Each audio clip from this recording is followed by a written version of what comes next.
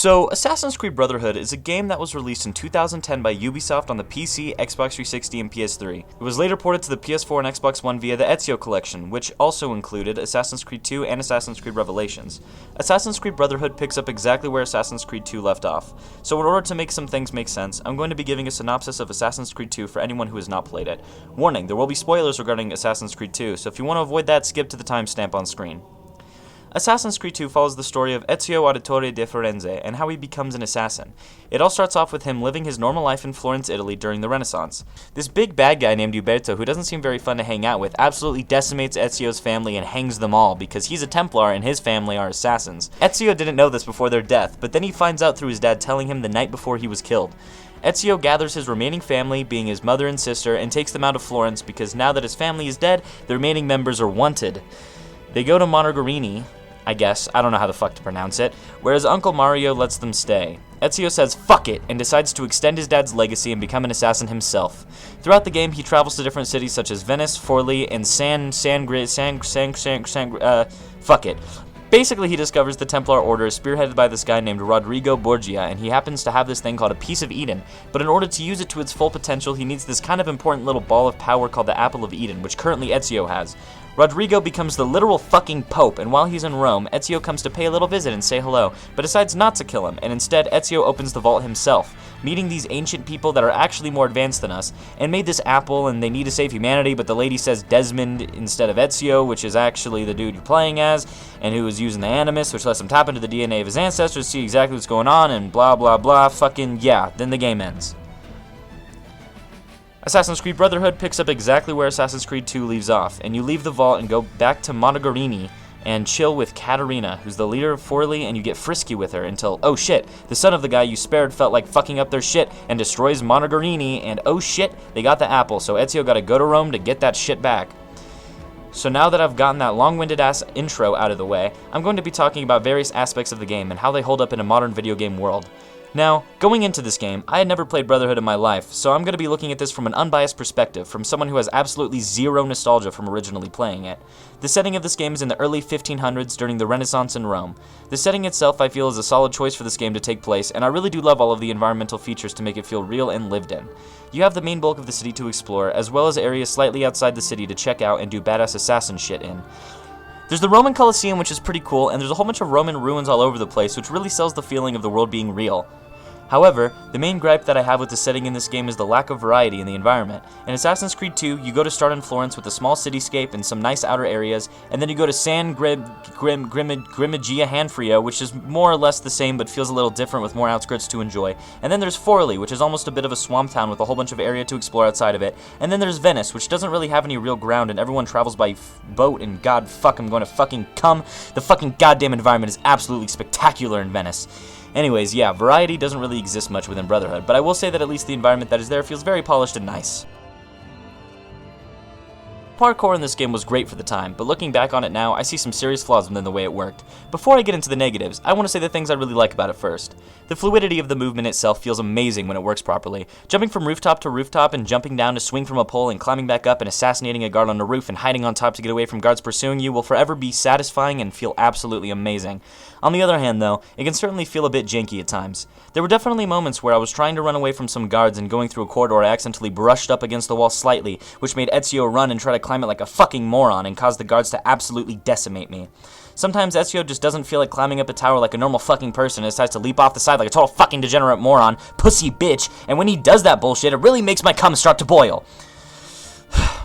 There was, in particular, this small parkour section that should have taken no longer than 2 minutes, but it took me damn near 20 fucking minutes due to the janky-ass controls. But putting the bullshit aside, when it works, it does really work. The next important aspect of the game is the combat. I mean, no shit, you're an assassin, but it's honestly really simplistic, and that's not necessarily a bad thing. You have some weapons to choose from: swords, daggers, hammers, a simple little gun attached to Ezio's arm, as well as the classic series staple, the hidden blade. I found myself mainly using the sword and the hidden blade, with sometimes using the pistol just to get guards on horses. The combat itself consists of spamming square and then pressing square and R2 at the same time to counter enemies, with pressing X from time to time if the enemy is blocking. It's a satisfying system and works most of the time. Most of the time. There are some enemies that I swear on my nutsack you cannot for the fucking love of God counter. These goddamn spear-wielding fuckwads just poke and poke and poke and poke, and I can't do jack shit about it except take their giant wooden spear up my fucking asshole. There were definitely some moments where these enemies absolutely dilated my poor butthole and ruthlessly fucked me. Maybe I'm just bad, I don't know. Another aspect of the combat is calling in recruited assassins to help aid you in battle. I personally didn't use this that much, but it was definitely useful when I did. Another nice thing is that if you're performing an execution on someone, you can highlight another enemy, and as long as you didn't get hit, you can kill the other enemy in one hit, which leads to some really satisfying kill chains. Overall, the combat was a definite improvement over 2, and something I definitely really like is that not every single enemy has 6 health squares like in Assassin's Creed 2, and actually has the amount that fits the armor they're seen wearing. Anyways, overall solid and satisfying combat. The economy in this game I feel is done really well, and the way you're going to be getting most of your shekels are from rebuilding Rome. Rebuilding Rome includes renovating art merchants, blacksmiths, tailors, banks, and doctors. Most of these are unlocked through taking out Borgia towers, which are little areas around the map controlled by the Borgia, which can be claimed by the assassins by committing arson on the tower. Once you do that and build some shops, then you see the money raking in, baby. You'll be Mr. Moneybags around town. But what can you spend with this newly acquired wealth? Well, you can get weapons, art, medical supplies, and most importantly, armor. All these things are pretty integral to the game though, and it definitely feels good to slowly rebuild Rome and see your money go higher and higher, allowing yourself to get new gear. The money system, I feel, is done perfectly. In addition to the main story, which I will be talking about shortly, there are many different activities you can partake in around Rome for some extra game time. These include Catalina missions, guild missions, viewpoints, Borgia towers, some of those are required, extra assassinations, store quests, Leonardo quests, Borgia flags, feathers, and some other things I didn't mention. I can't say too much about the extra content in the game because I myself did not really do much of it at all, but I can say that there is certainly a lot of shit to do, and whenever this game first came out, it certainly could keep people busy until the next entry. The story is around 10 hours long depending on how fast you go, and the side content adds an absolutely insane 30 extra hours into the game. I do not have the time to do all that bullshit, but goddamn my completionist brain wants to do all of it. Alas, I don't have the time, but just keep in mind that my opinion on the overall game might not be totally accurate considering I did not do all of the side things. Something I feel this game struggles with, at points, is mission variety. While most of them felt fun to complete, I would have liked to see a little more in terms of variety. While every mission has a different motive behind it and does feel unique to an extent, there are multiple missions where it's like, oh, kill this dude and don't get caught, or follow this dude and don't get caught, and kill these guards to get past this place, and sneak in here to rescue this person, and it all kind of just meshes together into the same kind of thing. But this isn't at all the mission structure for the entire game. For example, there's this mission where you steal some blueprints in order to help Leonardo, and then you escape via horseback and get in a carriage and ride along like a badass. You shoot some dudes with a machine gun and ram some others trying to shoot you, and it felt great and refreshing. The issue is that most missions aren't like that. Most of them I can kind of just go to an autopilot and win. But, like I said, even though they might feel the same, the motivation for doing the mission is completely different. An example of this is when around the midpoint of the game, Bartolomeo's wife gets taken by some French soldiers, and so you have to go save her. During the sequence, you form a plan to save her. This plan starts with killing some soldiers, taking their armor, gathering Bartolomeo's mercenaries, and going to sneak into the base where she's being held and saving her. The mission felt unique in a sense of why you're doing the things you're doing, and it was pretty good. However, it still falls into the typical mission structure of go kill these dudes, go somewhere sneakily, and kill bad dude. The missions just kind of became repetitive towards the end. I mean, I really wanted to blow my fucking brains out the moment I would start a mission and I needed to tail somebody. That shit was ass. So, from here on out, the rest of this video will be in spoiler territory, so continue watching at your own risk.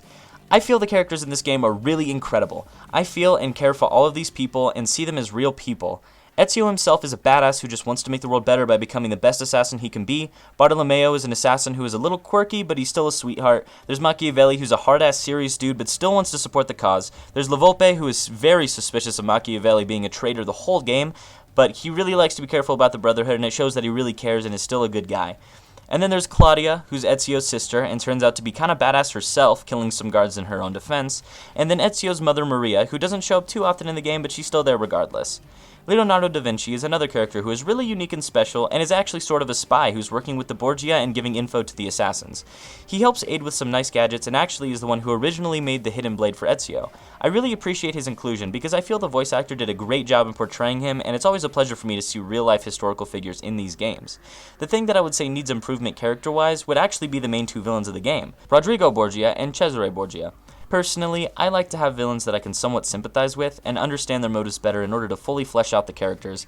To me, they both felt kind of one-sided and just a typical bad guy. Don't get me wrong, I mean, I certainly hated the both of them and was satisfied when they ultimately met their demise, but I would have liked to see a little more depth in the characters to understanding a little bit more about who they are.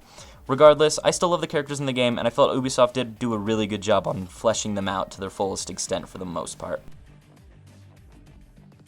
Now, if you haven't left yet and you are worried about spoilers, leave now, because now I'm really going to be getting into some shit, so leave. Just go, leave, go away. Fuck you, play the game, come back, just leave. If you haven't played it, leave. Now, leave. Alright, gone? Okay. I'm going to kind of keep it short, because I want people to still play and enjoy this game for themselves if they haven't played it yet. But I'm still going to mention some of the more important plot points. Basically, you're in Rome and need to get the Apple of Eden back, and in order to get it back, you must assassinate both Cesare and Rodrigo. Honestly, now that I'm making this video, I really don't have too much to say about it. There's some side plot points like La Volpe thinking Machiavelli is a traitor, but it turns out to be some random dude from the beginning of the game, but really, it doesn't all matter too much until the end of the game. The ending shows Cesare killing Rodrigo because of his hunger for power. Ezio gets the apple, uses it to kill some fuckers, and then gets to Cesare and kills him. The final boss fight was pretty normal and stupid easy, but that's kind of what I wanted by the end of the game. When it comes to how good the story was, I felt it was actually pretty fucking good. I mean, I struggled to remember some of the parts towards the middle, but I can see that throughout the entire thing, it was absolutely fantastic. I mean, I felt completely intrigued the entire time and wanted to keep playing and playing. Something I haven't quite mentioned too much is the fact that you're not really Ezio, though. You're Desmond, and you're playing as Ezio through the Animus. There isn't a whole lot happening in the real world until the end, in which the love interest and main side character Lucy gets killed by Desmond when they retrieve the apple in real life. A cliffhanger ending that makes me want to immediately play Revelations, which is the sequel to this game. I mean, well, luckily, Revelations is part of the Ezio collection, and I will be posting that video later on. And to wrap this video up, I would say that overall Brotherhood does hold up pretty well in modern times. There are definitely some ass-fucking moments that made me want to commit war crimes, but those are honestly overshadowed by the game as a whole. I would rate this game from a modern perspective at about a 7.5 out of 10. I know people will ride this game's cock till the day I die, and I probably just put a hit out on myself by giving it a score like that, but let me know what you think about this game in the comments, and what other games you would like me to make videos about in the future. You may have noticed that this is my first video ever on this channel, and I have this month planned out on the type of videos I want to do, and I plan on uploading weekly on every Saturday. Give me some suggestions though on what kind of content you might be interested in, and I might make it into something. Thank you so much for watching. Leave a like if you enjoyed it, subscribe if you want to see more content like this, and anyways, have a good one. Goodbye.